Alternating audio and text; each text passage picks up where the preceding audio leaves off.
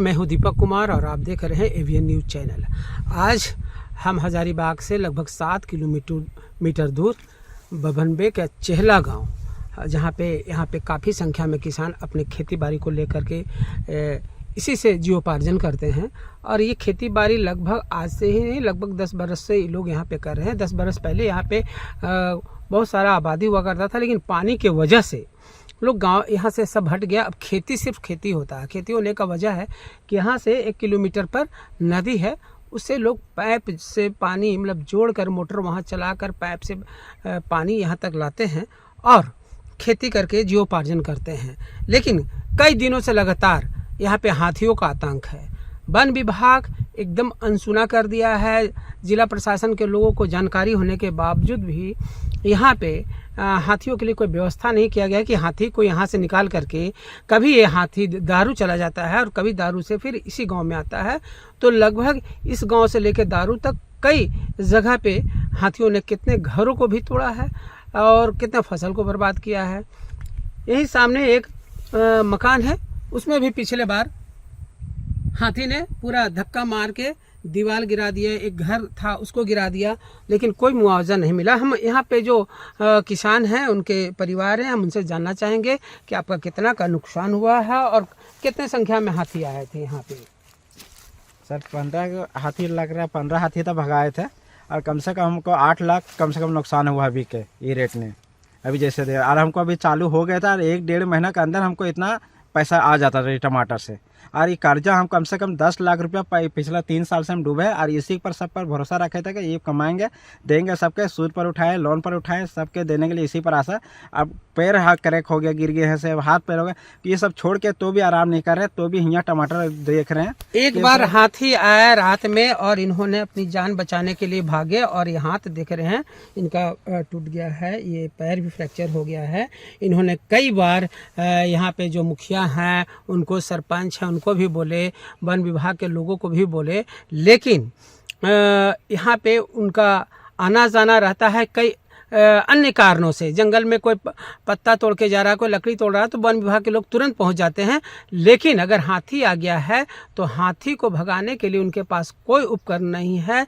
जबकि सरकार कहती है कि वन विभाग में हाथी अगर आ जाता है, वन के अंदर आ जाता है और किसी का नुकसान होता है तो उसकी भरपाई वन विभाग करता है। लेकिन इनका पिछले बार भी तरबूज का 5 लाख रुपये तरबूज का नुकसान हो गया था। तरबूज में घुस के हाथी, 15 हाथियों को जो झुंड था वो तरबूज खा गए, पूरा घुरान तोड़ दिए, मकान तोड़ दिए, लेकिन उसका भी मुआवजा नहीं मिल सका। किसान ऐसे आत्महत्या नहीं करता है। आत्महत्या करने के पीछे एक बड़ा रीज़न जो हम दिखाए हैं कि यहाँ पर देख रही है, आप जो देख रहे हैं यहाँ कि कितना दूर तक ये खेत को हाथी चर चुका है।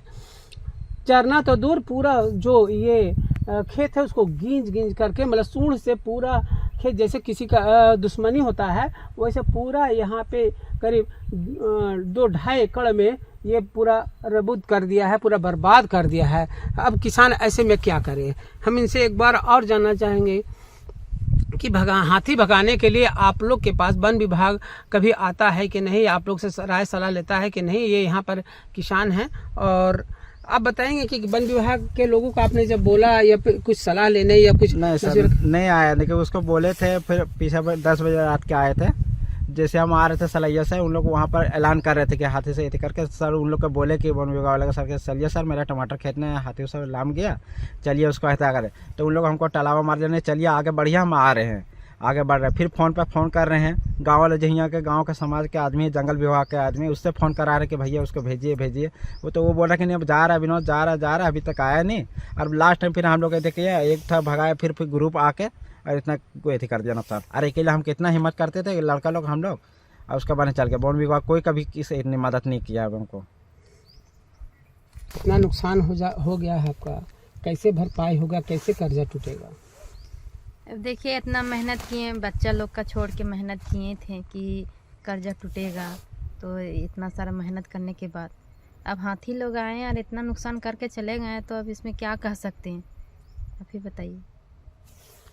बड़ा हादसा है इस गांव के लिए कि लगातार हाथियों का यहाँ पे प्रवेश है। हाथी लोग का एक जैसे लगता है कि उनका यहाँ पे आना जाना रहा है, ये रूट रहा है और इस रूट पर वे लगातार अपनी दस्तक दे रहा है। लेकिन वन विभाग और जिला प्रशासन से हम अपने चैनल के माध्यम से निवेदन करेंगे कि अगर आप मेरे चैनल को देख रहे हैं तो इन सब चीज़ों पर थोड़ा सा ध्यान दें, चूँकि इसलिए कि ये किसान बहुत मुश्किल से कर्जा लेके, लोन ले करके और खेती का काम कर रहे हैं। और अगर ऐसे में इनका ये जो खेती है वो ख़राब हो जाता है, ये टूट जाता है किसी भी तरह से, तो बहुत ही बड़ी हादसा है किसानों के लिए।